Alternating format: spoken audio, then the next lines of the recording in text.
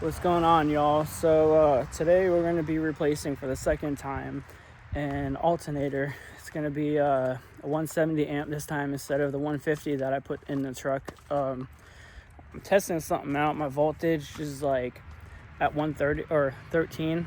I don't know why I said 130. It's sitting at 13 most of the time instead of 14. Now I heard it was kind of normal. Just depends though, I feel like. I'm gonna test something out. I'm gonna replace the battery because I don't think it's that new anymore. I mean, the truck's 7 years old. So replace the battery or the brand new battery, put another alternator on, which the cool thing about that is it's still under warranty, so it doesn't cost me anything, even though I'm putting a 20 amp difference alternator on it. And yeah, we're going to see if that changes anything. If not, either I come to terms and accept the fact that the voltage gauge is just doing its thing, or that's normal for the truck or whatever. Also, we'll tackle some other issues with the truck. I'll explain in this video, but I'll probably be making another video or two of all the other stuff that we're going to be doing to it. Yeah. So on top of that, wanted to explain how retarded it is. I feel like that they made it so difficult. I would call it difficult because it's unnecessary in my opinion. Everything you got to do to even take a stupid battery out of this truck. So hold on. You got to take that bar off, this bar off. So far when I watched the video, I don't think you have to take this out, but you might have to remove it. And then the junction block has to come off just to get the freaking battery out. That's crazy. Just looking at it, I feel like this would have to at least be moved or come out unless you can somehow finagle the battery out. But it's got an interstate battery in it, which makes me think, obviously, that it's not a factory battery, because I don't think they came with interstate batteries from the dealership. But then I was going to clean this out today. It looks like it definitely needs to be cleaned, but that'll be another day. That's still my favorite thing I did to this truck, that cherry or that illusion cherry powder coat. And then I'm gonna do it too, I think, the intake and maybe the bars or something, we'll see. But yeah, it's my brother's Skyline. Can make a video on that one day too. He's got a lot of stuff going on there and that he's about to do to it. But yeah, so without further ado, let's get started. All right, so might as well talk about what's going on with the truck now too, and what all that I've actually done to it. There's just so much. So I've only had this truck for, I think it's been 9 months now. And if you go on my, if you're not new to my channel or you've watched some of my videos already, I have not made videos on every single thing I've done to it so far. So like, with that being said, I don't even remember unless I go back real quick to look at the videos. But I mean, I've done over $3,000 or $4,000 worth of stuff to this truck just to keep it alive, and it's only a 2017. It's got high mileage. I'm the second owner. Obviously the first owner had it brand new up until 9 months ago. I think it was still at the Chevy dealership where this truck was at when he traded the truck in for a newer one. So, but anyway, with that being said, it's got 202,000 miles on it now. I put every bit of like 20+ thousand miles on it. I did the math because this only had 180,000 miles when I bought it. Yes, high mileage, but I like the fact that it was it's a one-owner truck, so everything I have done to this truck and will continue to do to this truck as long as I own it will be the firsts for this truck, if that makes sense. So with that being said, obviously that's, aftermarket, but that battery is the only thing I think that has only been done to this truck before I got it, other than the regular maintenance that the dude I would assume did it, because there's been records on it. But I already replaced the alternator once. I'm almost kind of iffy on whether it's even fucked up or not, but at the same time, it's lifetime warranty, so I'm good with that. I'm gonna do the 170 amp instead of this 150 amp, see if that makes a difference or not. New throttle body, had to relearn that too. That's the only crazy thing I'm starting to learn about these newer trucks, especially these Chevys, is you have to have a scanner tool with a relearn on it for a lot of stuff, especially this throttle body. Some of them supposedly come pre-programmed, but I don't guarantee it. This one definitely needed to be programmed. My truck was all out of whack. So I definitely did that. I've done so many oil changes already, as you can imagine. And probably you see in my shorts, I do a lot of towing and driving all over God's creation. As far as engine bay wise, I think that's it. All 8 brand new ignition coils, spark plugs, and wires. I did my spark plugs twice for a couple of them on top of when I did all 8 brand new ignition coils. She threw a nasty misfire code finally not too long ago. With that being said, let me show you how retarded this is. If you guys are running this, I learned that, hold on, I'm off the truck. I've learned that, where is it?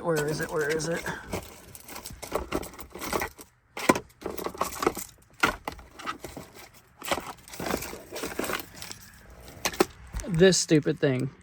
Don't plug this in or get it if, I mean, maybe it's just even this brand, but do yourself a favor and don't do that. I learned not to trust anything that just plugs into your OBD port, because yeah, this keeps it in all 8 cylinders, but I feel like it tricked my computer to the point where I think I was actually having more issues than I wanted, because I didn't even get the misfire code until I unplugged this. And my truck was running rough. I could not figure it out. You know, everything seemed okay. I knew it was a misfire. I just couldn't, obviously prove it yet. But then one day I unplugged this and it finally threw the code. Coincidence or not, I don't know. But I learned just to let the DOD, and all that bullshit, the fuel management system do its thing with the lifters and all that. And one day I'm just going to I got to pay $400 to shut it off completely and just let the lifters fail over time the right way without plugging anything in, or I'm just going to rebuild the motor with the delete kit, and at that point I'm going to put a new cam in and all that shit. So 10 out of 10, don't recommend it. It was good while it lasted, and then I was like, you know what, I feel like it's just better to just let the thing do its thing until I rebuild the motor and do the delete kit. All right, on to the rest of the stuff that I've done to this truck. Here's another one. This thing was like online. It was like $700-800. I think I got a little bit of a better price on it through an account I work with. But so the grill shutters, yes, everyone knows if you have this truck, they flap open and closed. This right now they're open behind my grill. I was throwing a code for a while. I kept popping up. Replaced them. It supposedly works great now. That was pretty easy. You just had to take the grill off, and when I do stuff like that, I just regularly clean, everything out, because it was pretty bad behind it. It was dirty, filthy. No one's ever touched it yet. So, story time with the Valance. The reason why I still have it off is because I don't want to spend $200-300 on a new one right now. And I kind of actually, if I clean it up like I did, I painted the whole chassis and the suspension parts so it looks all brand new black again. I kind of like the pre-runner look. And with the stance, I feel like it's not bad looking. She has a Jasper transmission in her. I've exceeded at least 100,000 miles of that Jasper transmission. Let's see, other than the 2-inch spacers, I have brand new, you probably can't tell, all 4 rotors and brake pads are on this truck. They needed it bad. Let's see, what else have I done? Oh yeah, she has brand new fuel pump. I had to drop the tank. That was fun. Fuel module, control module box that's like under where the spare tire is. In my case, where it was, I took it out. Screw that. She's got a bunch of stuff that is done. Oh, I spent $2,500 at the dealership because I had that ABS module and pump in my ECBM. For those of you who know, the electronic brake control module. EBCM. it needed to be reprogrammed. It was a recall, but also it lost communication. So the recall turned into a $2,500 investment on the truck from the dealership just to bleed all the brakes and everything, and you know, do the recall, and finding out that my ABS module pump, in order to bleed, you know, the brakes and all that, and why I was throwing all these ABS lights and power steering reduced codes and all that shit, that was the main issue. So I got that out of the way. So $2,500, and this truck is like brand new again. At the dealership, it didn't do it right away, and like a week later, it started throwing all these codes, and it was just annoying, and my ABS kept going on this and that, and it's just retarded. So that's why it's so hard to let this truck go, and I might as well keep it until I get something newer one day, or this will always be like my pride and joy work truck. So yeah, it's just, that's, like I said, that's just $2,500 of the like $3,000 or $4,000 I said that I've been spending on this truck. Parts aren't cheap, definitely. I can proudly say, other than a dealership, what they did, I've done everything and anything to this truck on my own. I even dropped the fuel tank and all that. So yeah, now, going to this video now, after explaining that, is we're going to tackle the battery, and for the second time in a row, the alternator. So I was told that it's not going to harm it. It's only a 170 amp. The truck will produce as much as it needs. So I think 170 amp versus 150 isn't going to do anything bad. I think in the long run, when I add like subs and stuff like that, I think it's going to, I heard it's going to be beneficial, and then maybe you have to get a bigger battery, but a brand new battery right now should be good. Okay, so last but not least, the bad. Still. I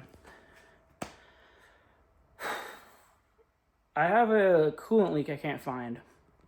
It's underneath the radiator, so I don't know if that's just telling me, because none of the lines are like leaking. Everything's dry.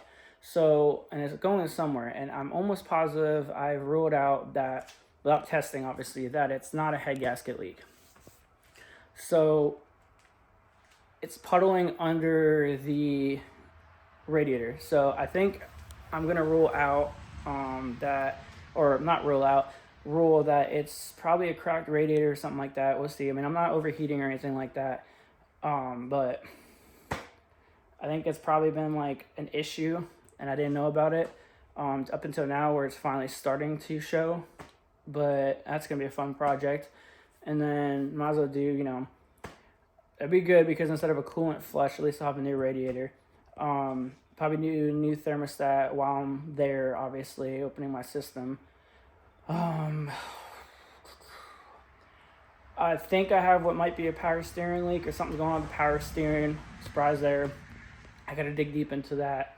And maybe they might just be the transmission lines. I don't know. You have to look, but they look like they're leaking a little bit, which I can handle that. And then, other than that, there's oil leaks on this motor too, I found, that I don't want to do right now. Like, I guess there's a little rear main and signs of an upper and lower oil pan gasket leak. So stuff like that. Not detrimental right now, I feel like. I mean, the truck runs and drives fine.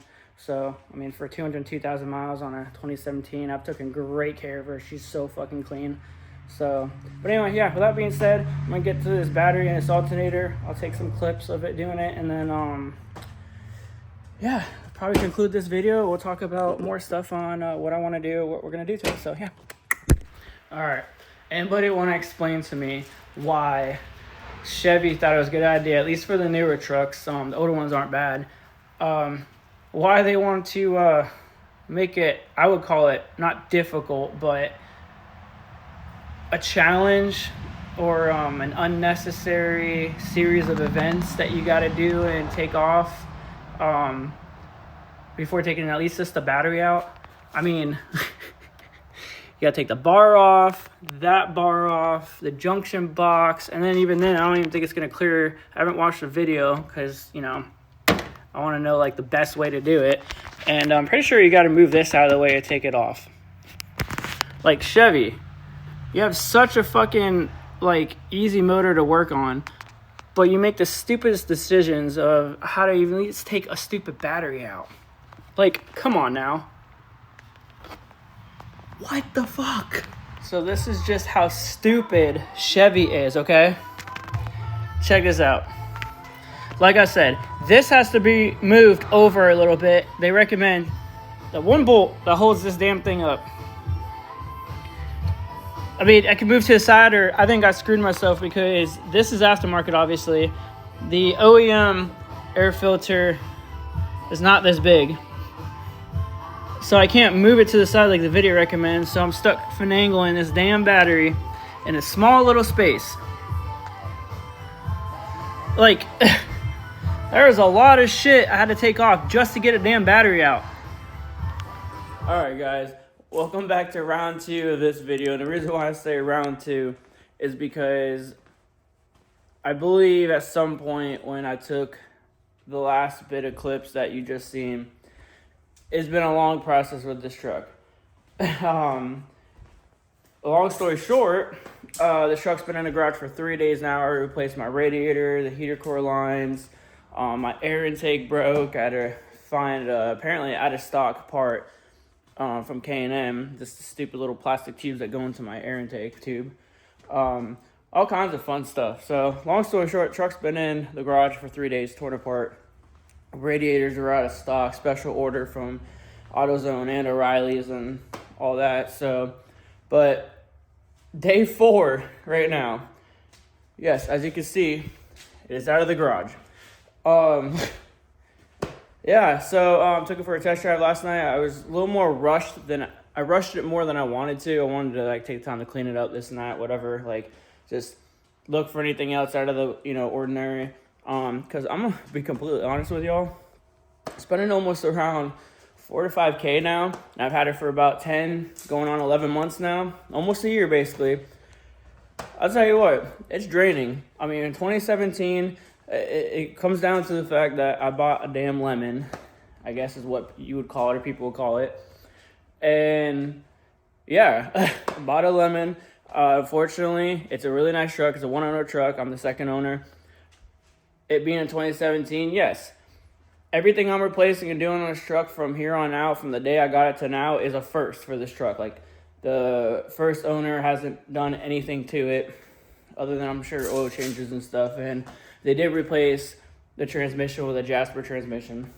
For those y'all who know your Chevys, the 2017 Silverado was known for the transmission going out early. But, yeah, so all of this that I'm doing in general, yes, it's firsts, basically. Like, I'm the one doing it.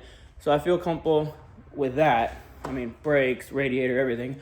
So I'm about to show y'all what I did, explain this a little bit to conclude this video, because why the hell not?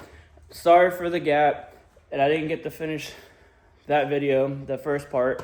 But now y'all know. It took forever. I mean, in 2017, it just hit 202,000 miles. The first owner gave it up at like 180. He used it for like highway mostly, traveling, towing. So it is what it is. You win some, you lose some. I can't justify with the amount of money I've been spending on this truck to just give it away or sell it or trade it right now, because I'm probably never going to get my money back right now. So I'll just finish it, finish whatever I have to do, keep it going through the winter, see where I'm at in spring or summer, all that good stuff. But for now, we're going to hopefully stop putting an insane amount of money into this truck, because everything's getting more expensive. So yeah, let's get into it.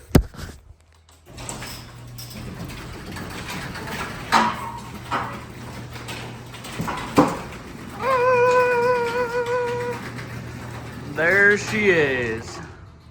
All right, so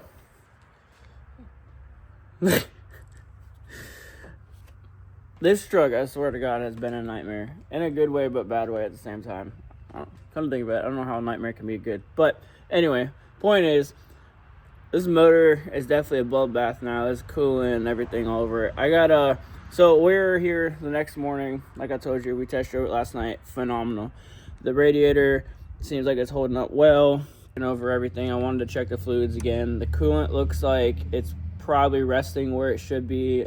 I'm sure over the next, excuse me, couple of days, next couple of days or whatever. I was told this system's like a self-bleeding system in a way, where I just gotta keep an eye on it. The air bubbles and stuff will probably come out. I mean, like I said, it didn't overheat last night, so I'm sure I have nothing to worry about. So with that being said, that's what it's sitting at now this morning. So definitely got to top it off a little bit. It's not going to hurt even if I don't, but I would like to.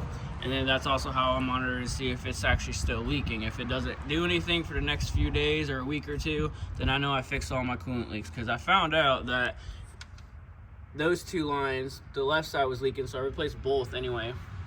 Just because, you know, might as well. Just so you know, those clips are a freaking bitch to change. I hate fucking heater coolants, but we did them anyway. I had an issue, like I said, with the air intake, but everything was all good. As you can see, let me go down the list real quick. Here's the new alternator, by the way, or the radiator. But you gotta take the fan off, you know, you gotta undo all the lines for the cooler because it's sitting on a bracket behind the radiator. This is a whole mess. But like I said, so other than all these damn oil changes and stuff we've been doing, you got the radiator now that we just replaced, which is, this one was like $500 some odd. It's supposed to be some enhanced performance towing upgraded radiator. We'll see how that actually is true.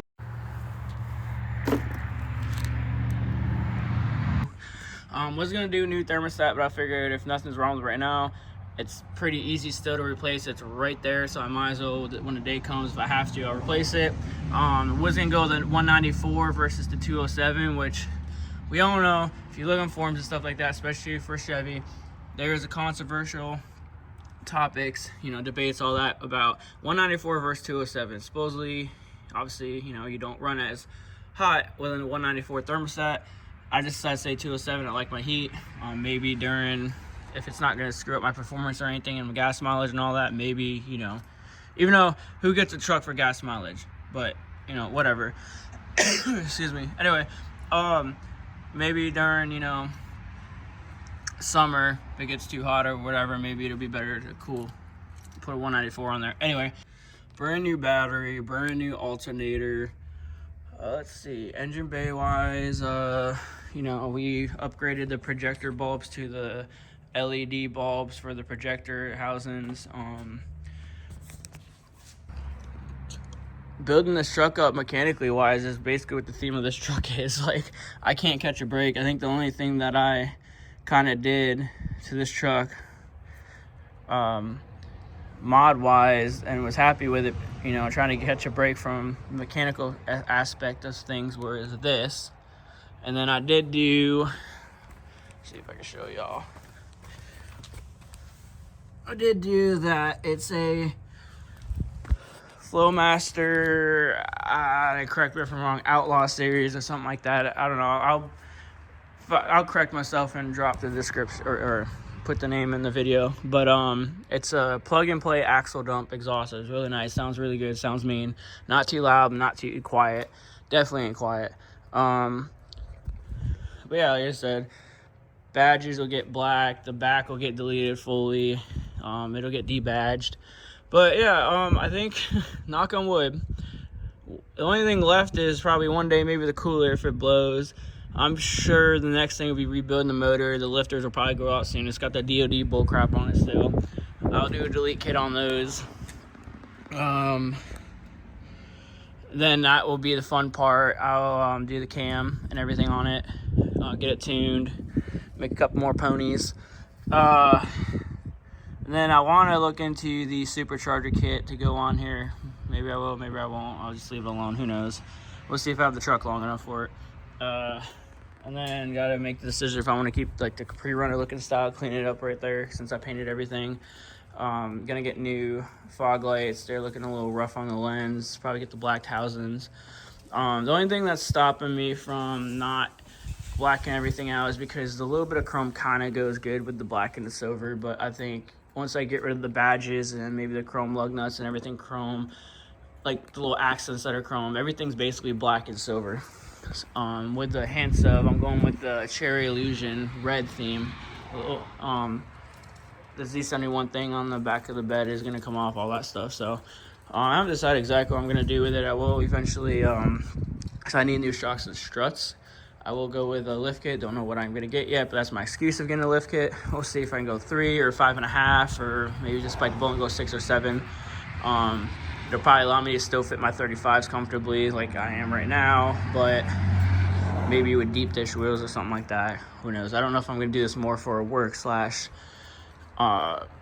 towing rig for work and stuff that I do all the time, or just, you know, I don't want to do a show truck. This truck is, not that I'm saying it's not nice, but this truck is definitely not going to be a show-worthy truck as far as the amount of time I use it, how much I use it for a daily driver and, you know, work. So, I mean, I can make it nice and put a big lift kit on and still make it look like a show truck, but it's never going to be a show truck, if that makes sense. It'll always be a nice show truck, work truck. But so anyway, there's the gist of it.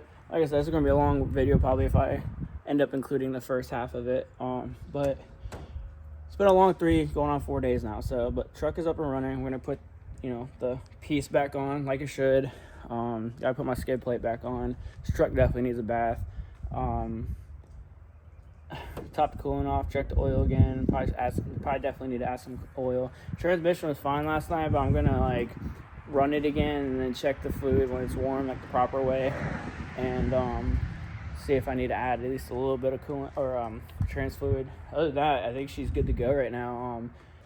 Everything is just becoming better and golden on this truck, and it just makes me want to keep it more and more, even though I keep spending money on it, because it's not that bad of a truck. Yeah, it's not a bougier edition like a High Country, or it's not an LTZ, but it can be an LTZ if that makes sense, minus the sunroof and a couple more options. Like, I could still, if I wanted to, people have done it, I can do the heated seats, the AC seats if I want to take it up a notch. I can basically make it an LTZ, hands down, no questions asked, no issues, minus the sunroof. But nowadays, honestly, who needs a freaking sunroof? I mean, it's just one more thing for it to go wrong and leak. So I'll take care of it, probably get a nice detail on it, repaint some spots that look like they're pretty screwed up on the bed and whatnot. But at the end of the day, she's definitely going to be a daily driver slash work truck. Always has, always will be. I'm just going to keep putting money into it. Maybe one day we got a surprise coming down the next week or 2. We almost got our hands on it. So I'll say this, but to match his white Skyline, we got a 90, I think this one was a 97, 98, something like that, Mitsubishi Eclipse. It was front-wheel drive, it wasn't all-wheel drive, but it had the 4G63 in it, project car, but it had everything. It was every bit worth of, literally they're giving it away for $1,500, white and all, blacked out, you know, basically like his Skyline. And me and my brother have been trying to get me a car like that, and I really want an Evo, but I do want to start out with a project car, and I've been looking into a 2G Eclipse. So if anybody actually has one for sale anywhere around here, around the world, preferably a project car, because I really don't want to spend $5,000, $6,000, $7,000, $8,000 on a damn 2G right now. If I have to and it's actually worth the price, then I'll consider it and I'll come look at it. But if anybody's selling a 2G, drop comments down below, tell me, you know, message me, whatever, and let me know what it looks like it's about. I'm trying to get to match that, but who knows, maybe I'll even change the color of the truck one day, who knows. But anyway, yeah, I'm gonna cut this video short. I'm gonna try to make some more videos maybe while I'm out and about in the truck. Thanks for watching. If you haven't liked, comment, subscribe. I try to make better videos and do better with my videos. So yeah, okay, see you, bye.